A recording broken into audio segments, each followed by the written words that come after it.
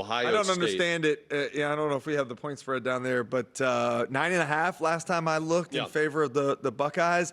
That's one of those trap lines that seems too good to be true because as good as on what side? That I think Miami getting almost 10 points with the defensive performance they had against Texas A&M, the way they look at in terms of their line of scrimmage play, what they're able to do with their linebackers and secondary players getting downhill and delivering blows in a physical manner. Like this looks like an old Miami defense to me, and to think about them getting almost double-digit points seems like a trap line to me. It is a lot of points for Miami, and you're thinking, all right, why would you not? I am curious about, I think Miami is sitting in a situation, CD, where they're playing with house money. They didn't even think they were going to get in because, remember, Notre Dame was above them for the majority of the college football playoff berth, and it felt like they were light, they were loose. I saw that team on the sidelines in College Station going, they don't have a care in the world. Okay, and so for them, they have that opportunity to go shock everybody. And this is where I'm curious about Ohio State playing in that opening game last year and then facing an Oregon team that had the bye.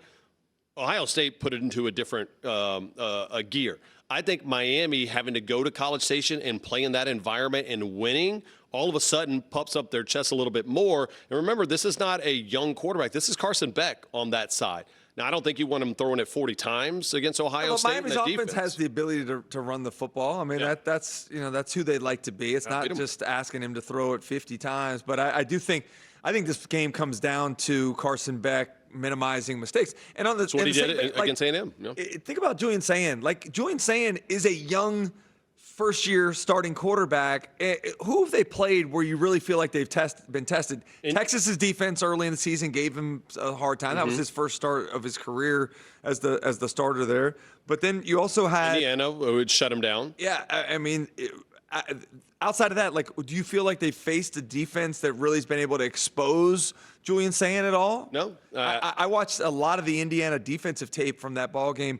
There were a lot of different looks that Indiana's defense gave Julian Sayin that had him confused, that had him double clutching, that had him throwing into coverage. So I think there's some opportunity for Miami to be able to force some turnovers from him with the way that they're going to get pressure on him and the different looks they'll give in the back half. I do think Tate and Jeremiah Smith are probably healthier now coming off of this, a little bit of a rest period. I still thought that they should have fallen to the 3 seed. I agree. In the college football playoffs, and Georgia should have been the 2 seed. Would have changed a lot of the bracket. All right, we want to hear from you guys. 833-814-0732. That is the marquee matchups coming up today. And again, about an hour and 20 minutes until we see Diego Pavia's last ride, we think, for the Vanderbilt. This to me is the first one of the bowl games that I think has so much meaning to it, and because of 2 different factors. It was the last dance for Pavia and this squad that really put Vanderbilt on the map. And I think it's Kirk Ferentz's last game as the Iowa head coach. I thought he said he was coming back. Not that unless you've seen something that I haven't, although I'm not necessarily dialed into Iowa football like years past, or ever. But the idea that Iowa does not have a single opt-out kind of tips your hand to where, hey, they appreciate this one last opportunity. And this is, to me, completely different, like Texas and Michigan, where so many players are opt-out, even like the game last night.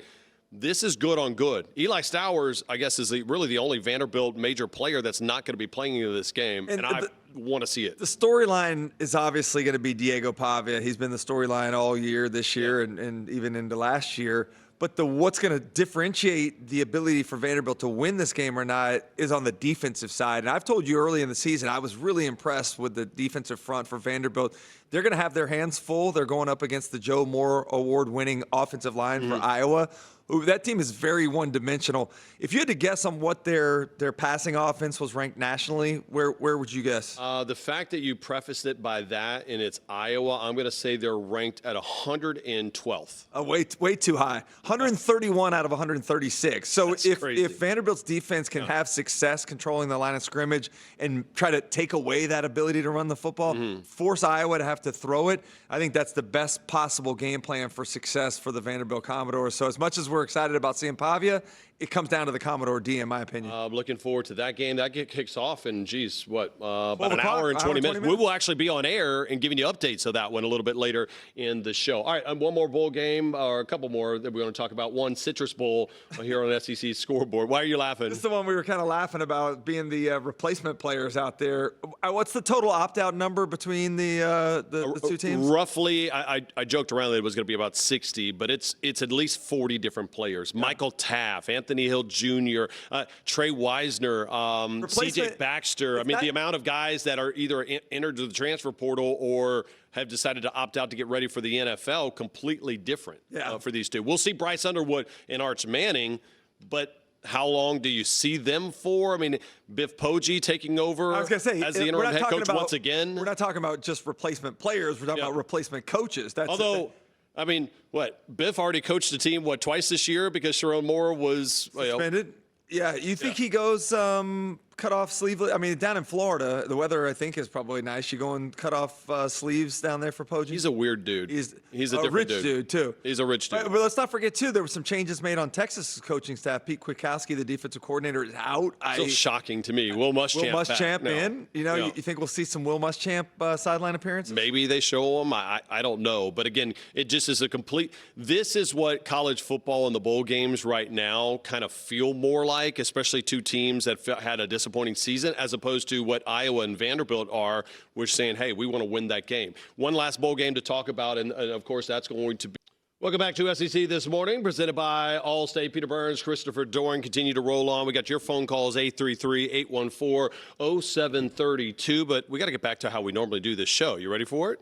All right, let's go ahead and hit the big sounder. It is time. We were going to have a little SEC scoreboard, but let's get into the games last night. And it's not been a great bowl season for the SEC. We saw that, Tennessee goes down 2-5 yesterday. now? Is that what the cumulative? It was not great, Bob. It's not great. And this play right here, I mean, think about it. You end up having Joaquin Dotson kind of bobbles the little kickoff return, takes it all the way to the house. This is exactly what a bowl game should be, right? It's a freshman giving an opportunity. They go up one, and then the frightened Brett Bielema's roll all the way down the field, led by Luke Allmeyer, the former Ole Miss backup quarterback who played a little bit for the Rebels. And there he is. Brett smiling. Brett takes it. He loves playing SEC squad. He's still one of our guys, right? I mean, I love Coach Bielema. But it was, I mean, it's frustrating for Tennessee. They couldn't get off the field. They start fast, taking the 7-0 lead, and then after that, just really had a hard time mustering any offense.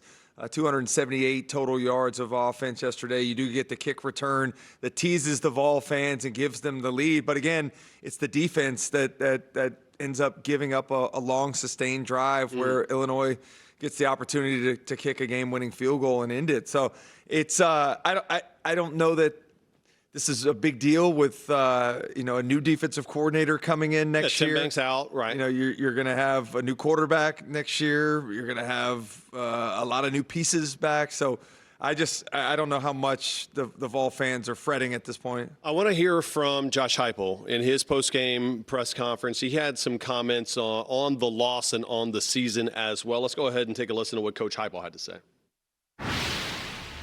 In this game, but throughout the course of the season, it's a series of one plays that make a difference, and there's a few of them that will be burned in my brain for a long time. And I think the disappointment of tonight, or the disappointment of any of the games during the course of the season, but in particular tonight, it's got a chance to be the fuel that you use as motivation starting tomorrow and when we get back in January. And it's a competitive game. You got to be on the right side of it, and you got to fight for it every single day. And that's why I talked to our guys about in the locker room tonight. It definitely would have been one of those wins where you had the kickoff return, you end up winning it. It kind of washes away a little bit of the stink of the getting blown out at home over at Neyland against your rival in Diego Pavia. We'll talk about their bowl game here coming up in a little bit. So disappointing in that front. But what ultimately are you going to remember this 2025 Tennessee Volunteers team as? I think it was kind of what I was going to say what we expected. losing Nico Iamaleava, questions about who the quarterback were going to be, losing Dylan Sampson, who was really your do-it-all on the offense last year. I thought they would probably take a step back from being a 10-2 playoff team to being a 9-3. I thought they were 8-4. 9-3, 8-4. They end up getting there, but it's a circuitous path that they got to it. You get the great production offensively. Joey Aguilar in the opening game comes out and fantastic. You're thinking, wow, we may be actually in better situation than we were with Nico Iamaleava. I don't think there's a doubt. At the end of the day, when you're saying who won the quote-unquote trade for Joey Aguilar going for App State to UCLA, and then when Nico went to UCLA, he went over to Tennessee, I don't think that there was a doubt. Joey Aguilar and the Vols absolutely won that aspect of it. Yeah, I agree with you there. But I think the frustrating thing for Vol fans is just the defensive performance, culminating with that embarrassment at home against Vanderbilt with Diego Pavia doing everything he wanted to do, both running the ball and throwing the football against him. That's why we're seeing we talked yesterday, I think to this point, maybe one of the greatest coaching moves of the offseason has been Josh Heupel going out and getting Jim Knowles. Huge. What he's going to do, what he's been in his career, a veteran defensive coordinator, one of the best minds out there, does some creative things that no other schools are really doing in terms of disguises and different pressures that they use.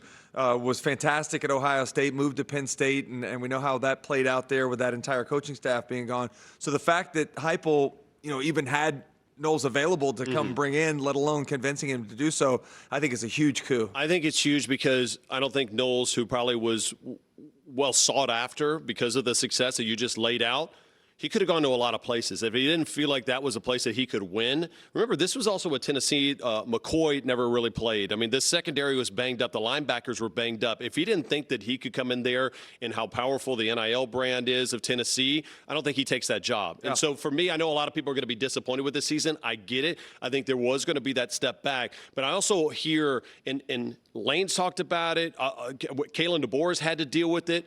We have to kind of reframe our mind what success looks like right now. And not every team is going to be the way we looked at teams in 2017 and building upon. Right? I think you're right in terms of what programs look like. Building, you're not really going to be able to build here. We got a great recruiting class. We're going to build these guys and develop them. It doesn't really happen that way. You've kind of got to have success instantly, and that comes through the recruiting and developing of the guys that you can retain and then sprinkling in the pieces from the transfer portal. But I also think you have to reframe what success looks like in the course of a season itself, with a ninth SEC game being added. That adds another loss to half the league. I think if you can go 9-3 in a season, even if you don't make the college football playoff, a 9-3 season in this league now, in this age of college football, is a very successful run. And honestly, it might be a college football playoff team, and especially if they end up expanding, if they expand the college football playoff. We talked about Diego Pavia. He's going to be back in action to put a bow on his 27-year run.